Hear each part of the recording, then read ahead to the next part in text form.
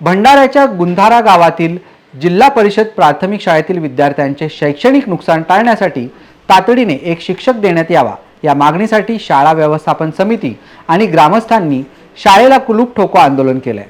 या आंदोलनाची दखल घेत जिल्हा परिषदेकडून शाळेसाठी लवकरच शिक्षक देण्यात येईल असे लेखी आश्वासन दिल्यामुळे 5 तासानंतर कुलूप काढून आंदोलनाची सांगता करण्यात आली। मी भारत नटूजी गोमासे शाळा व्यवस्थापन समिती अध्यक्ष या नात्याने आज आम्ही इथं जिल्हा परिषद शाळा गुंतारा इथं कुलूप बंद आंदोलन केलं।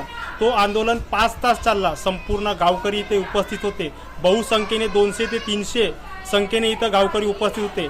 इथली पटसंख्या 98 असून या शाळेमध्ये 3च शिक्षक आहेत आणि एका शिक्षकाची आवश्यकता आहे।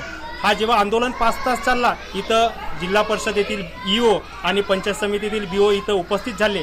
त्यांनी आम्हाला आश्वस्त केले की आम्ही येणाऱ्या या 10 दिवसात तुम्हाला शिक्षकाची पूर्तता करू आणि त्यांच्या आश्वासनानुसार आम्ही हा आंदोलन 5 तासानंतर मागे घेत आहोत असे आम्ही जाहीर करतो।